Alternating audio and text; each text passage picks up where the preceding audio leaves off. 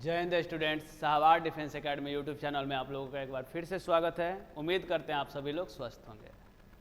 आज का यह वीडियो दोस्तों 12 के बच्चों के लिए होगा, जिसमें हम लेसन 2 का समरी बताएंगे और कुछ बचा हुआ पार्ट भी बताएंगे। मतलब इससे पहले लेसन 2 के लिए एक वीडियो बन चुका है पार्ट 1, यह पार्ट 2 होगा। इसमें बचे हुए बातों को बताया जाएगा।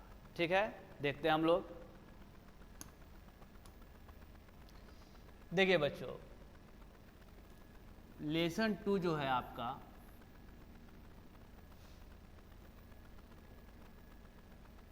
इसका नाम है Bharat is my home.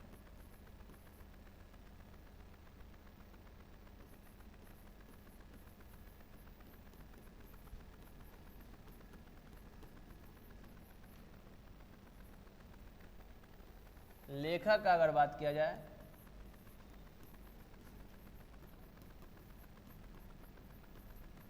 Doctor Zakir Hussain.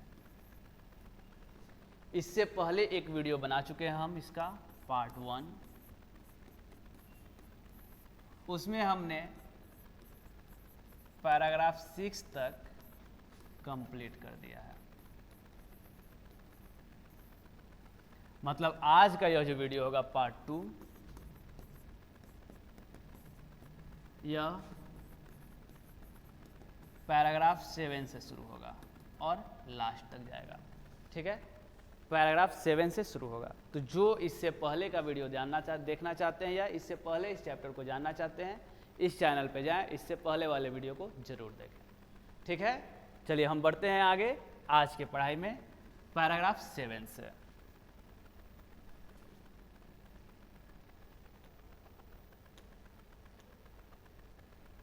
यही आपका चैप्टर है, Bharat is my home. Lesson 2 है ये। अगर हम आगे बढ़ें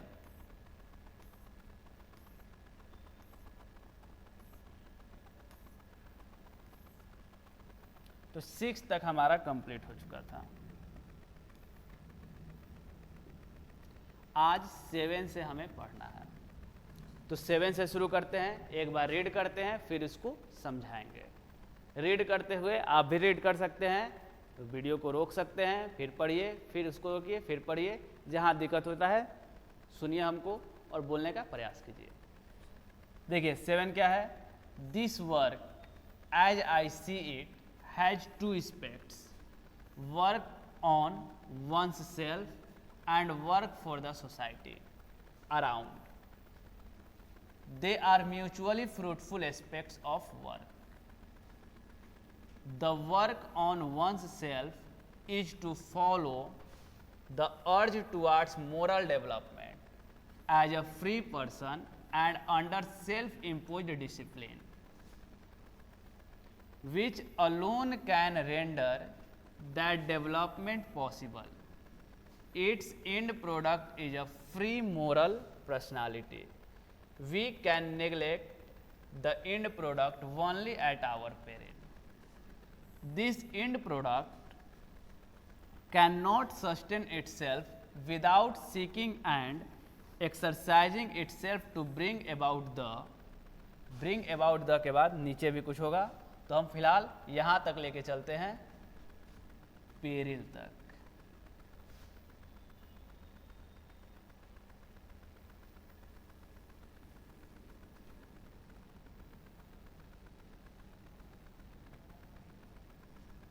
ठीक है, इतना दूर को हम अर्थ के साथ समझते हैं। शुरू किया जाए। देखिए क्या कह रहा है। दिस वर्क, यह काम, ऊपर चर्चा किया जा रहा था, थोड़ा सा पीछे वाला हम बता दें। पैरा 6 तक में चर्चा किया गया था कि काम करना जरूरी है। देश बहुत बड़ा है और देश का विकास चाहते हैं, देश का तरक्की चाहते हैं, तो काम सबको करना होगा। अपने अपने तरीके से काम करना होगा, शांत हम नहीं बैठ सकते हैं। अगर देश को नई दिशा देना है तो कार्य सबको करना है। तो वही अब बताया जा रहा है कैसा काम, तो उसी को हम आगे बढ़ाए हैं। दिस वर्क, यह काम, एज आई सी इट, जैसा कि मैं देख पा रहा हूँ, मैं मतलब doctor Zakir Hussain, has 2 aspects, इसके 2 पक्ष हैं, 2 पहलू हैं। इनके अनुसार कार्य के 2 पक्ष होते हैं। वर्क ऑन वंस सेल्फ, खुद पर काम करना, खुद के लिए काम करना, and work for the society around, और समाज के लिए काम करना या अपने अगल बगल के लिए, चारों तरफ के लिए काम करना। तो कह रहे हैं जाकिर हुसैन कि काम के दो पक्ष होते हैं, खुद के लिए काम करना और समाज के लिए काम करना, सोसाइटी के लिए काम करना। They are mutually fruitful aspects of work, और दोनों जो हैं पारस्परिक रूप से फ्रूटफुल हैं, लाभदायक हैं। काम के ये दोनों पक्ष हैं, खुद के लिए और समाज के लिए काम करना, दोनों ही mutually fruitful aspects of work हैं, पारस्परिक रूप से लाभदायक हैं, बेनिफिशियल हैं। ठीक है। The work on one's self is to follow the urge towards moral development. करे खुद पे काम करना या खुद के लिए काम करना, ये इस तरफ झुकता है, किस तरफ? मोरल डेवलपमेंट के तरफ, नैतिक विकास की तरफ। अगर आप खुद पे काम करें मतलब अपने नैतिक भावों को बढ़ाइए। आप खुद पे काम करने का मतलब क्या कीजिएगा? अपने अंदर इंसानियत लाइए, नैतिकता लाइए, मोरल डेवलपमेंट कीजिए। तो खुद पे काम करना नैतिकता को बढ़ाने की तरफ झुकाव होता है। एज अ फ्री पर्सन, एक स्वतंत्र व्यक्ति के लिए, and under self impose discipline, अपने अंदर खुद में खुद से लागू कीजिए डिसिप्लिन। जैसे सोच लीजिए कि 4 बजे उठ के पढ़ना है तो पढ़ना है, ये हुआ सेल्फ इम्पोज्ड डिसिप्लिन, जो कि बहुत कम हो रहा है। मोबाइल नहीं चलाना है, रील्स नहीं देखना है तो नहीं देखना है, तो रील्स ही देखना है। यूट्यूब पे ये पढ़ाई वाला चीज़ देखें, नया देखें, शॉर्ट्स जरूर देखेंगे, तो ये इससे आप बिगड़ने वाले हैं। ये नहीं होना चाहिए। यही बोल रहा है कि सेल्फ पे काम करने का मतलब है कि आपको अंडर सेल्फ इम्पोज्ड डिसिप्लिन चाहिए। सेल्फ इम्पोज्ड डिसिप्लिन, अपने अंदर स्वयं से डिसिप्लिन लाएं, अनुशासन लाएं। Which alone can render that development possible, और इसी से आपका विकास संभव है। आप इतना ही काम कर लेते हैं तो आपका विकास संभव हो जाएगा। आप खुद पे नियंत्रण कर लेते हैं तो आपका विकास संभव हो जाएगा। खुद में डिसिप्लिन मेंटेन कर लेते हैं तो विकास संभव हो जाएगा। It's and product is a free moral personality, इसका अंत क्या उत्पाद मिलेगा? अगर हम खुद पे काम करते जाएंगे तो अंत क्या होगा कि इसका अंत प्रोडक्ट होगा फ्री मोरल पर्सनालिटी, आपका नैतिक व्यक्तित्व आएगा, स्वतंत्र नैतिक व्यक्तित्व आपको प्राप्त होगा। और ऐसा सबके पास नहीं होता है। स्वतंत्र नैतिक व्यक्तित्व मतलब आप बहुत ही हाई लेवल के अपने आप में मैच्योर व्यक्ति हो जाएंगे और आप किसी काम को करने की क्षमता रखने लगेंगे। तो अगर आप खुद पे काम करते हैं मतलब अपने नैतिक मूल्यों को बढ़ाइए, और उसका अंत प्रोडक्ट क्या होगा? अगर ऑब्जेक्टिव पूछता है कि अंत प्रोडक्ट क्या होगा खुद के लिए काम करने का, वर्क फॉर वन सेल्फ का एंड प्रोडक्ट क्या है? तो एंड प्रोडक्ट है फ्री मोरल पर्सनालिटी। ठीक है। We can neglect the end product, और अंत वाले प्रोडक्ट को हम नज़रअंदाज करेंगे ओनली एट आवर पेरिल, अपने ही रिस्क पे, अपने ही खतरे पे। उससे नुकसान आपको ही होगा। अगर आपको मोरल पर्सनालिटी नहीं चाहिए तभी आप ये काम मत कीजिए, और मोरल पर्सनालिटी नहीं होगा तो नुकसान आपका ही है। वह कह रहा है कि ओनली एट आवर पेरिल, अपने ही रिस्क पे हम इसको नेग्लेक्ट कर सकते हैं, जो कि नेग्लेक्ट नहीं करना चाहिए। ठीक है। यहाँ तक मेरे ख्याल से क्लियर होगा। यहाँ तक में बताया गया क्या, एक बार फिर से समझते हैं। यहाँ तक में बताया गया कि काम के दो पक्ष होते हैं, खुद के लिए काम करना और समाज के लिए काम करना। समाज वाले बात को रोक दिया गया है, खुद पे चला जा रहा है। खुद के लिए काम करना या खुद पर काम करने का अर्थ है कि आप अपने अंदर नैतिकता का विकास करें। नैतिकता का विकास करें, आप अपने अंदर स्वयं से अनुशासन को लागू करें, डिसिप्लिन को इम्पोज करें। ऐसा करने से आपका नैतिक विकास संभव है, और इसका अंत उत्पाद ये मिलेगा कि आपके अंदर मुक्त नैतिक व्यक्तित्व आ जाएगा, स्वतंत्र नैतिक व्यक्तित्व आ जाएगा, फ्री मोरल पर्सनालिटी आ जाएगा। और अगर आप ऐसा नहीं चाहते हैं तो ये आपका मर्जी है, आपका रिस्क है। ठीक है। We neglect only at our peril, अपने ही रिस्क पे इसको नेग्लेक्ट कर सकते हैं। तो यहाँ तक कोई समस्या नहीं होना चाहिए। एक बार आप देखिए, फिर हम आगे बढ़ते हैं।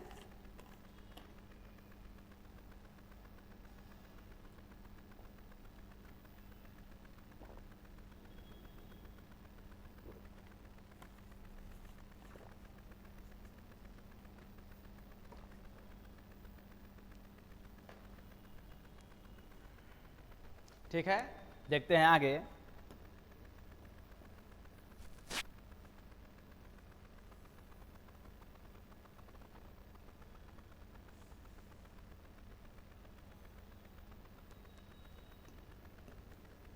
देखिए यहाँ तक हो गया था, पेरिल तक। इसके बाद से this and product can not sustain itself without seeking and exercising itself to bring about the approximation of the society to which it is privileged to serve to a better, a juster and a more graceful way of life।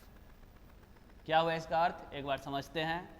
कह रहा है कि ये जो and product था, अंत उत्पाद था, खुद के लिए काम करके कैन नॉट सस्टेन, वो हमेशा टिका नहीं रह सकता है। आपका नैतिक व्यक्तित्व आ गया तो हमेशा बना नहीं रह सकता है। विदाउट सीकिंग, बिना एक काम किए, बिना खोजे, एंड एक्सरसाइजिंग, अभ्यास किए, itself to bring about the approximation of the society. अगर समाज के लिए आप काम करना ना चाहें, बंद कर दें, तो आपको नैतिक व्यक्तित्व तो प्राप्त होगा, मोरल पर्सनालिटी, लेकिन हमेशा के लिए नहीं रहेगा, वो समाप्त हो सकता है। तो वही बोला जा रहा है कि इसका and product can not sustain, हमेशा नहीं बना रह सकता है, बिना सीख किए, बिना एक्सरसाइज किए, सोसाइटी के लिए, सोसाइटी के लिए काम किए बिना वो हमेशा नहीं बना रह सकता है। वो मतलब क्या, मोरल पर्सनालिटी।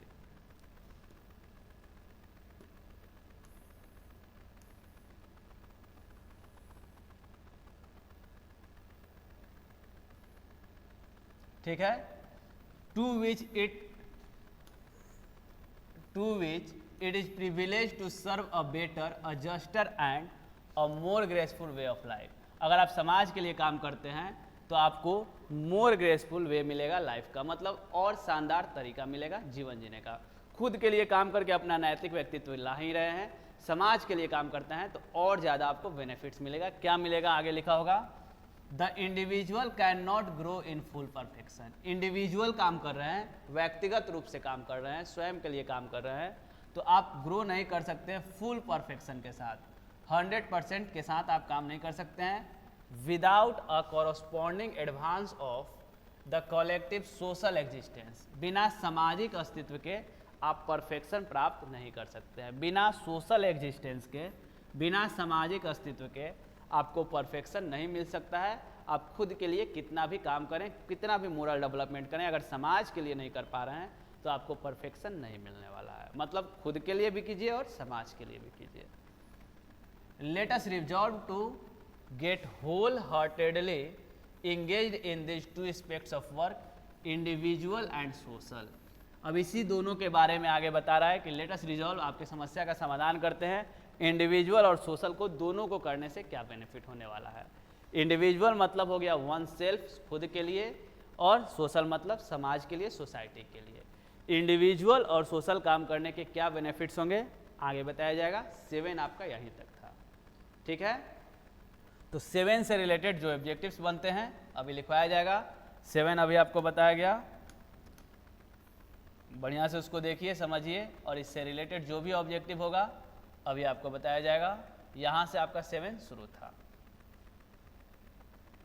तो ये आपका पार्ट 2 में पैराग्राफ 7 का ऑब्जेक्टिव।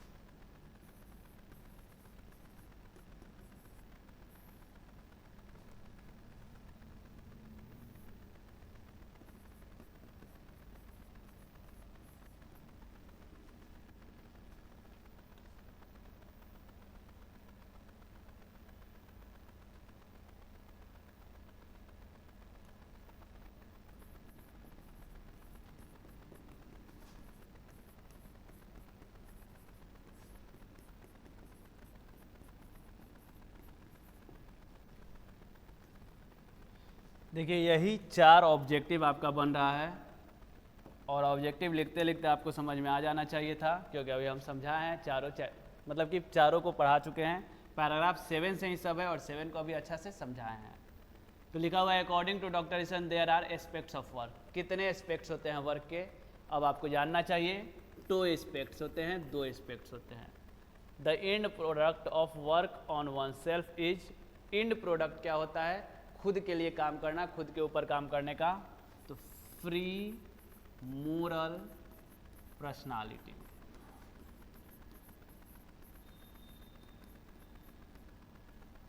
इसके बाद कह रहा है 2 aspects of work, 2 aspects of, देखिए 2 बार लिख दिया गया है, ऑफ वर्क आर, क्या क्या 2 एस्पेक्ट्स हैं, तो खुद के लिए काम करना और समाज के लिए। शॉर्ट में आप लिखना चाहते हैं तो are individual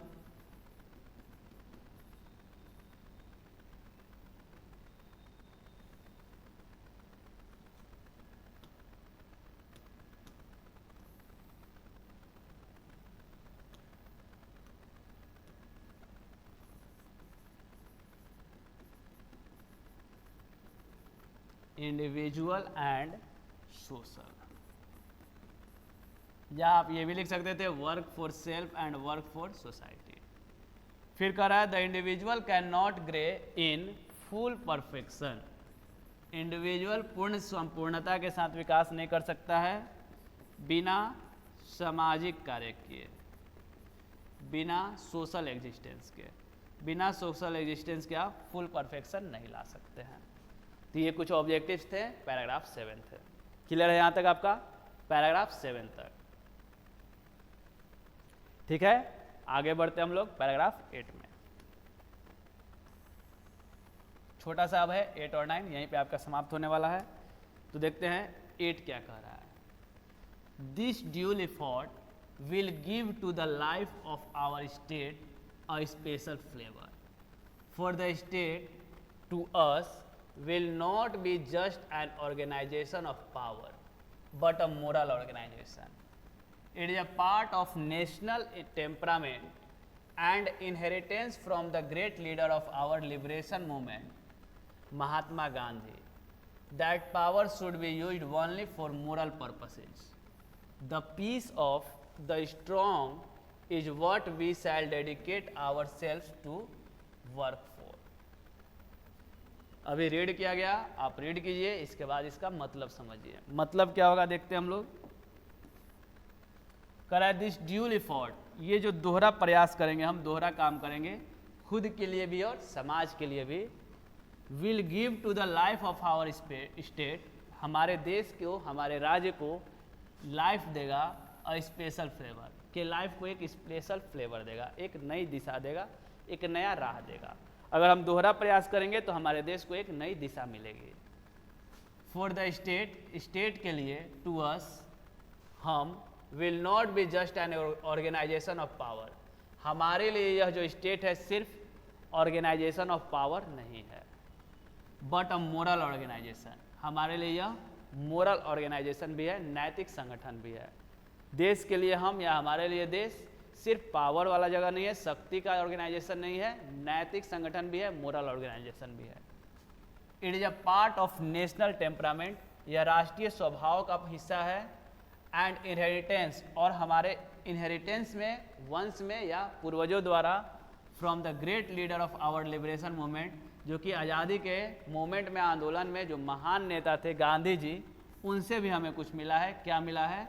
that power should be use only for moral purpose, उनसे भी कहा गया है कि पावर जो होता है उसका यूज किया जाता है या करना चाहिए हमेशा मोरल पर्पस के लिए। आपको बहुत ज़्यादा पावर मिल गया, पूरा देश के मालिक बन गए, तो ये नहीं है कि आप उसको निगेटिव में यूज कीजिए, आप पावर का सदुपयोग कीजिए, मोरल पर्पस में यूज कीजिए।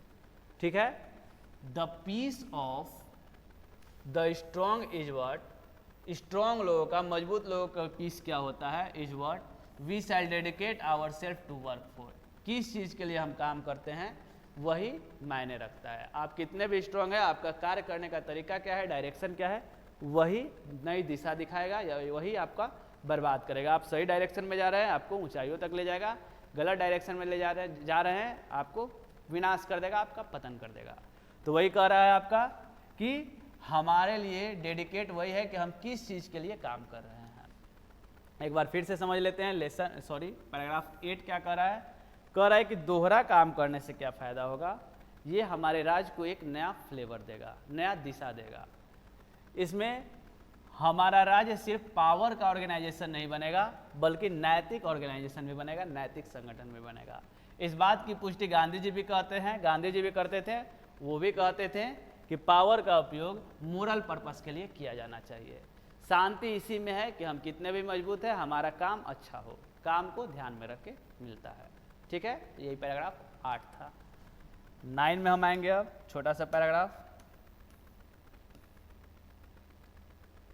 9 देखिए क्या कह रहा है। आई हैव फुल फेथ, मुझे पूरा विश्वास है, फुल फेथ है, पूरा विश्वास है, इन माई पीपुल, मेरे लोगों में या लोगों पर, that they will bring fourth the energy, कि वे लोग अपना एनर्जी लेकर आएंगे, उनके पास इतना एनर्जी होगा, ऊर्जा होगा, requisite for the satisfactory performance of this dual task, ये दोहरा काम करने के लिए जितना ऊर्जा का जरूरत है उतना एनर्जी हमारे लोगों के पास होगा, इस बात का उनको पूरा विश्वास है।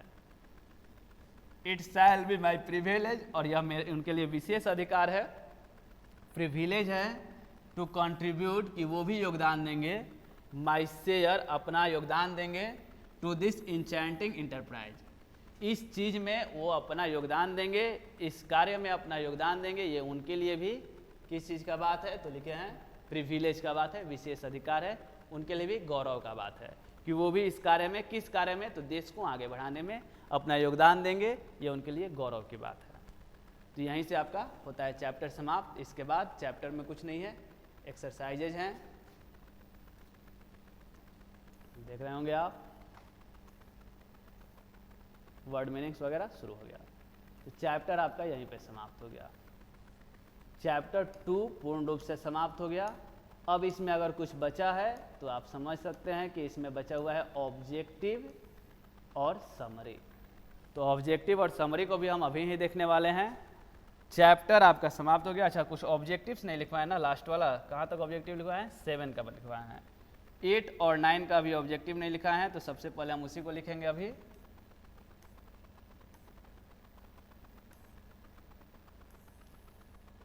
एट और 9 से रिलेटेड अगर कुछ ऑब्जेक्टिव दिख रहा है तो अभी लिखवा रहे हैं हम।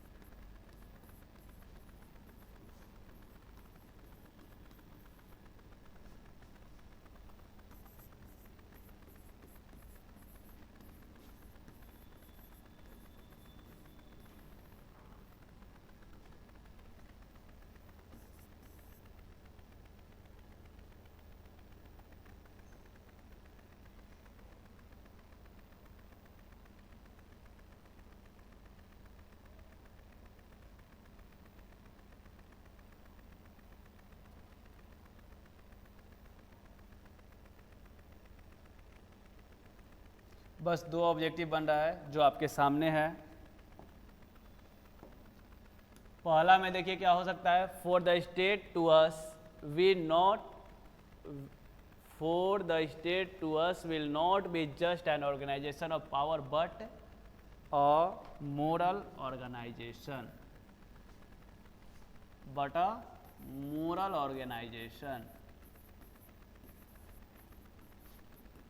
सिर्फ ये पावर का संगठन नहीं है, नैतिक संगठन भी है। गांधी जी कहते हैं कि पावर का यूज होना चाहिए केवल मोरल पर्पसेज के लिए।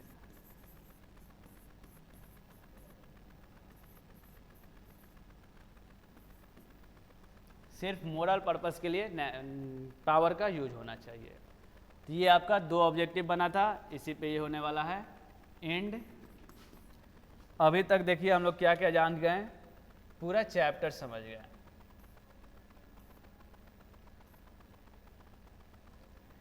एक ये वीडियो और इससे पहले वाले वीडियो को मिलाकर पूरा चैप्टर समझें। चैप्टर में अब कुछ ऑब्जेक्टिव्स हम लोग देखेंगे और फिर समरी को देखेंगे। तो ऑब्जेक्टिव को हम लोग देखते हैं। देखिए आपके सामने ऑब्जेक्टिव का एक PDF खुला हुआ है। इसमें ऑब्जेक्टिव है, साथ में 4 ऑप्शन भी है। आपको सही करना है कि सही कौन होने वाला है।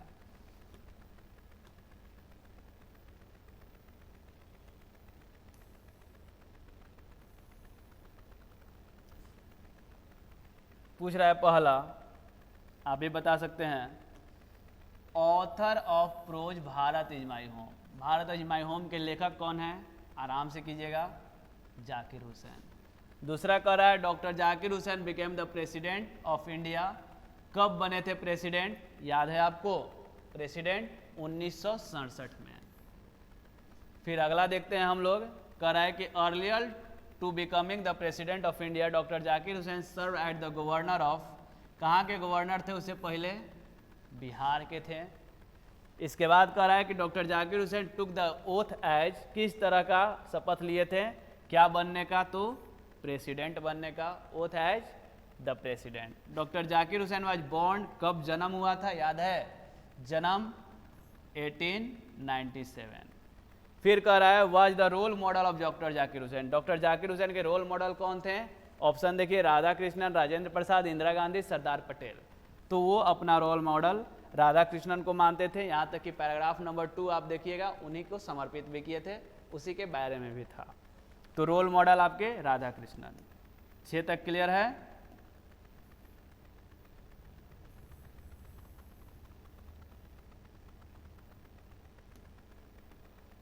साथ से देखते हैं, doctor Zakir Hussain was born in, कहाँ जन्म हुआ था?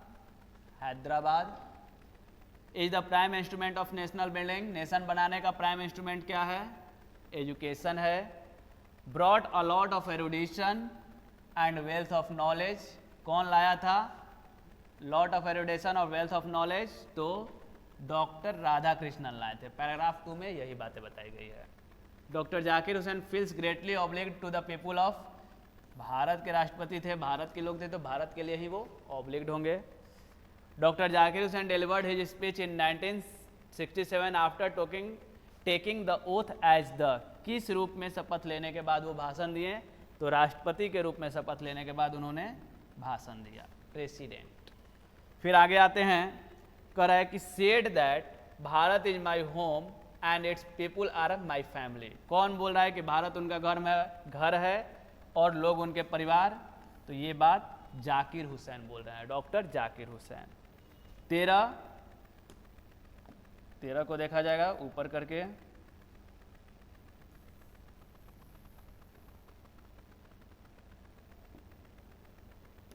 चलिए देखते हैं 13। Doctor Zakir Hussain was a great politician, nationalist, thinker, leader. हालांकि इसमें चाहिए था ऑल ऑफ दिस, लेकिन इन ऑप्शनों में हम लेके चलेंगे थिंकर। इसमें ऑल ऑफ दिस भी चाहिए था, थिंकर सही हो जाएगा।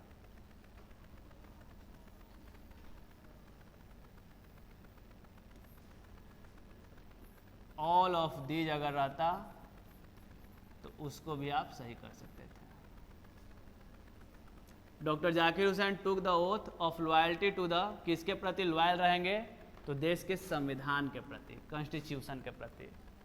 इंडिया कब रिपब्लिक हुआ, अब ये तो आप बता सकते हैं। इंडिया रिपब्लिक हुआ था 26 जनवरी 1950 में। Education according to doctor Hussain a prime instrument of, शिक्षा क्या है प्राइम इंस्ट्रूमेंट किस चीज़ का है, नेशनल पर्पस का, नेशनल पर्पस का। The process of growth of national culture और नेशनल कैरेक्टर कैसे बनेगा, एजुकेशन से। ये किसका बिजनेस है, एजुकेशन का है। Work in self, once self के लिए अगर काम करते हैं, इसका मतलब आप इंडिविजुअल काम करते हैं, व्यक्तिगत रूप से काम करते हैं, खुद के लिए काम करते हैं। ठीक है, 18 तक ठीक है। आगे बढ़ते हैं। इतना तेजी से इसलिए बता रहे हैं क्योंकि अभी हम सब समरी देखे हैं।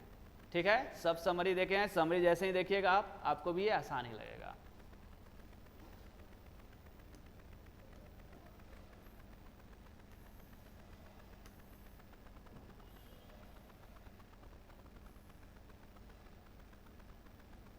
इसके बाद देखिए आपका 19 से दिया हुआ है यहाँ पे, where did doctor Hussain die, sorry when did doctor Hussain die, कब उनका डेथ हुआ था, तो आपको याद होगा 1969 में। Doctor Hussain said Bharat is my home is the constant of his, context किस चीज़ का था उनका, गवर्नर के रूप में स्पीच का कि आप प्रेसिडेंट के रूप में स्पीच का, तो प्रेसिडेंशियल स्पीच था उनका, मतलब राष्ट्रपति के रूप में भाषण था। द पास्ट इज, पास्ट मर जाता है या जीवित रहता है, तो पास्ट जो होता है अलाइव एंड डायनेमिक, हमेशा जीवित रहता है।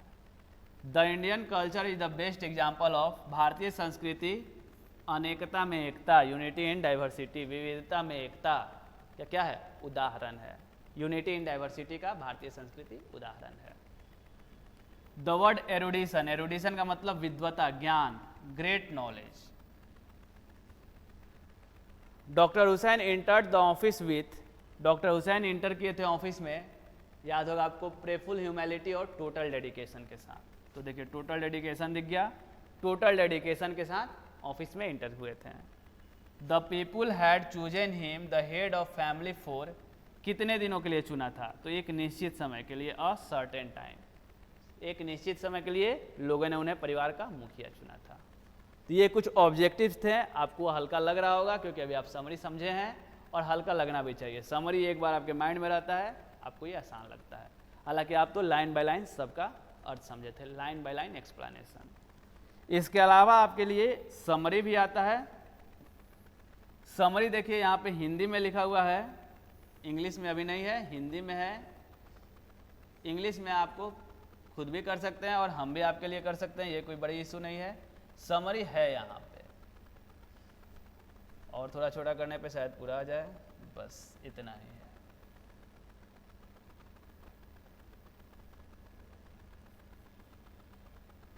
देखिए तो पाठ का समरी आपका यही है।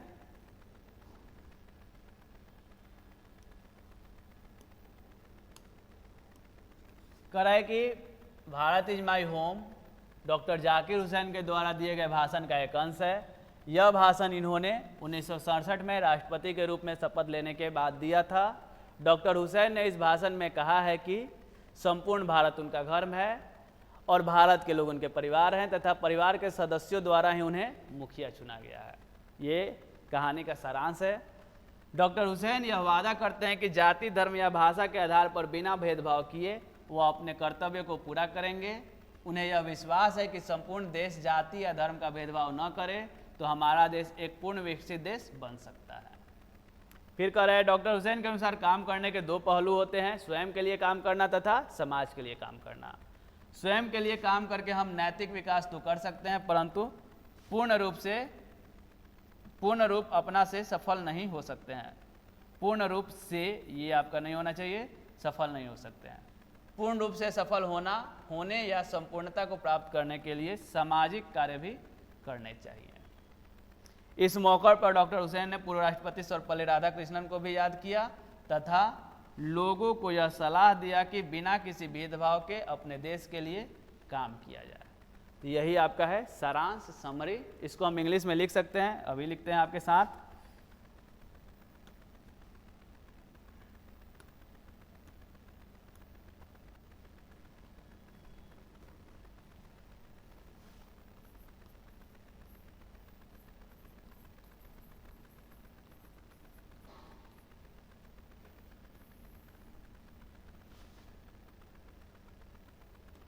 देखिए समरी था भारत इज माई होम या भारत मेरा घर है, डॉक्टर जाकिर हुसैन द्वारा दिए गए भाषण का एक अंश है।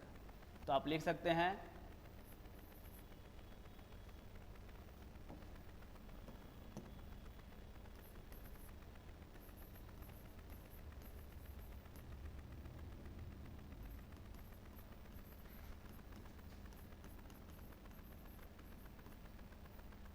Bharat is my home is an extract of the speech of Dr. Zakir Hussain.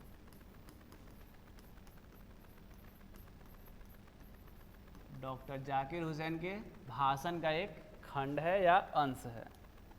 इसके बाद है यह भाषण इन्होंने 1967 ईस्वी में राष्ट्रपति के रूप में शपथ लेने के बाद दिया था। He delivered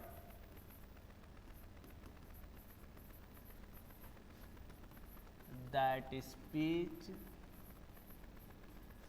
in 1967 after taking the oath as the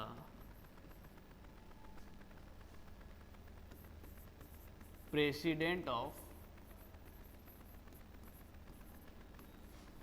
India। ठीक है, हिंदी भी आपके सामने है, इंग्लिश भी है, जिससे आपको याद करने में आसान होगा। ठीक है, यहां तक आपका हो गया। कहां तक आप देख सकते हैं,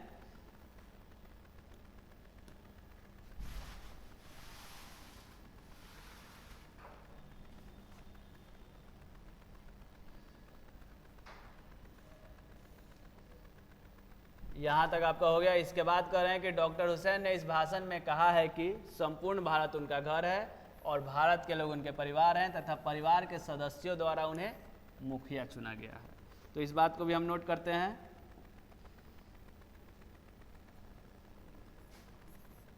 in this speech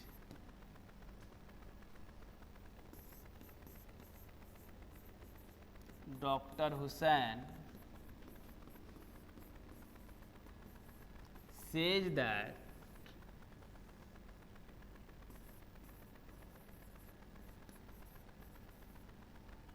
the whole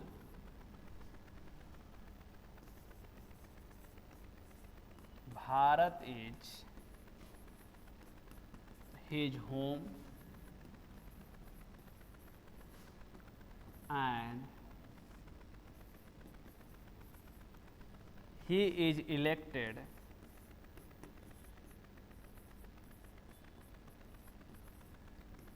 as the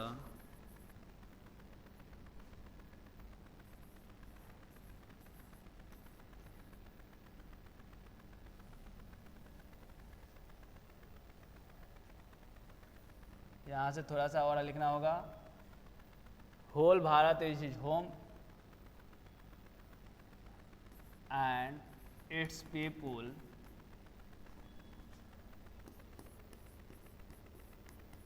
are his family।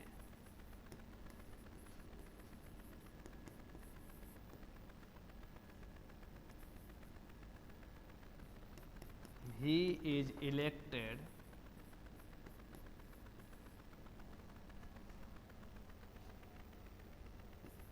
as the head of family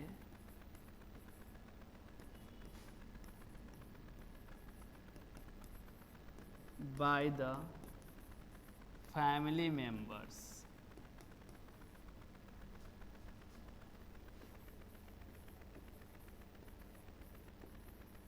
तो देखिए पहला पैराग्राफ जो था उसको हम इंग्लिश में कन्वर्ट किए हैं। क्वेश्चन आपके पास यहाँ पे था, पहला पैराग्राफ यहाँ से लेकर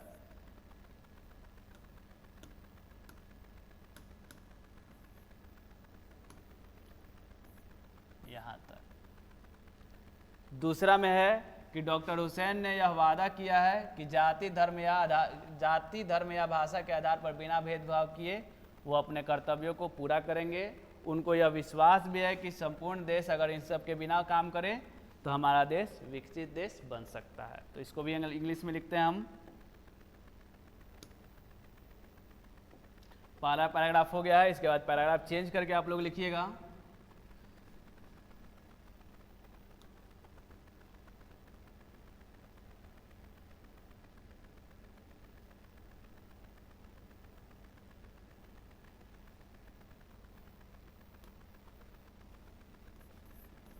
doctor Hussain pledges himself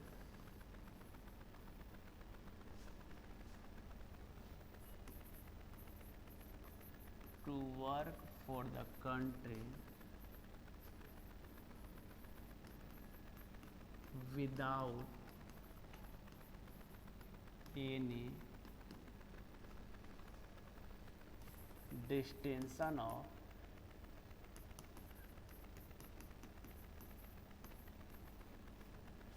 caste, religion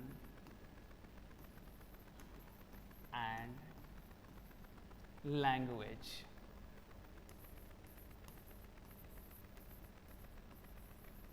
बिना किसी जाति धर्म के भेदभाव के कार्य करेंगे। उन्हें यह विश्वास भी है कि संपूर्ण देश अगर ऐसे काम करे तो देश विकसित बन जाएगा। तो इसको भी हम लिखते हैं, he has belief that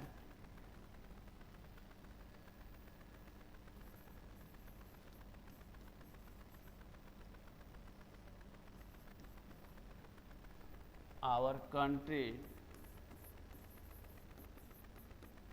will become developed country if we work without any discrimination।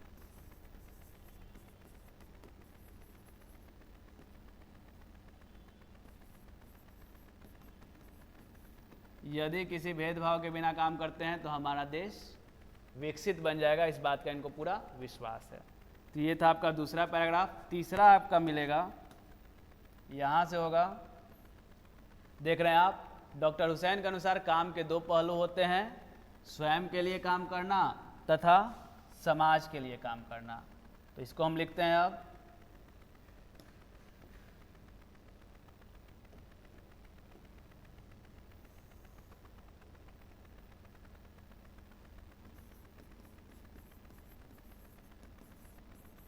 according to Dr. Hussain,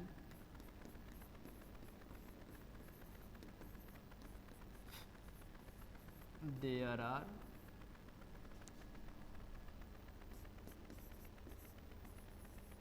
two aspects of work: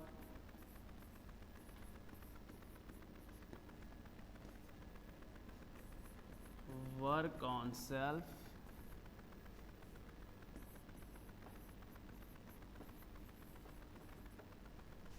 and work for the society।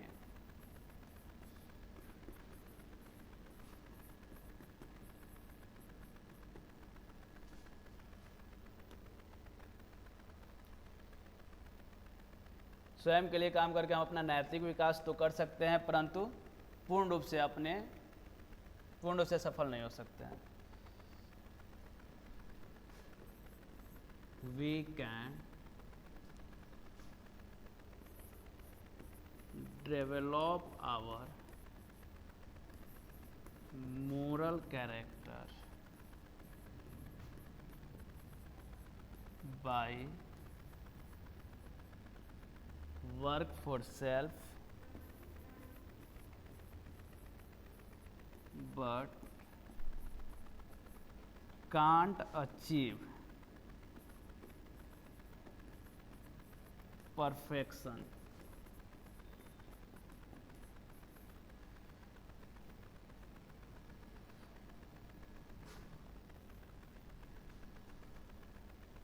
without work for society. बिना समाज के लिए काम किए हम perfection को नहीं प्राप्त कर सकते हैं।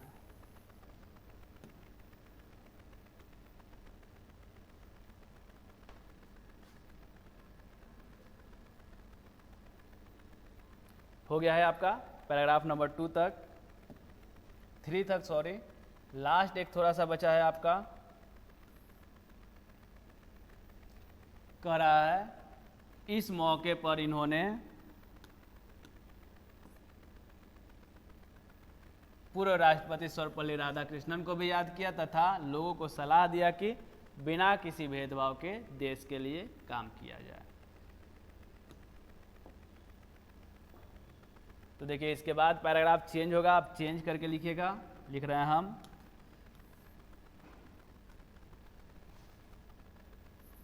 In this occasion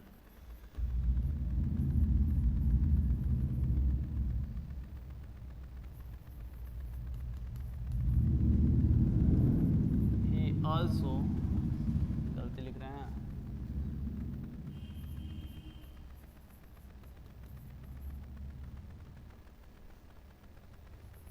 he also remembered Dr. Sarvapalli Radhakrishnan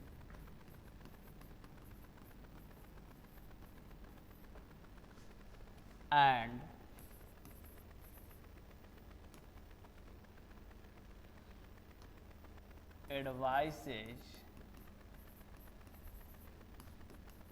advised the people to work for the country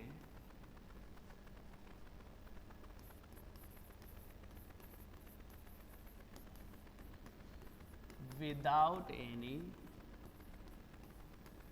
discrimination.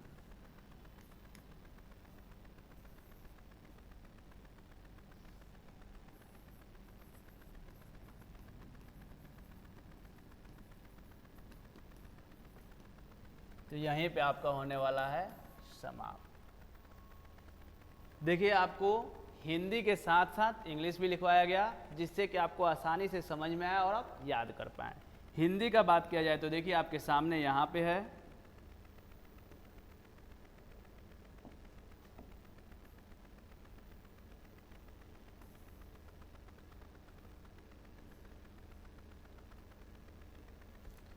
पूरा, और इसका इंग्लिश कहा जाए तो यहाँ पे है, ये हुआ पहला पैराग्राफ, फिर यहाँ पे दूसरा पैराग्राफ,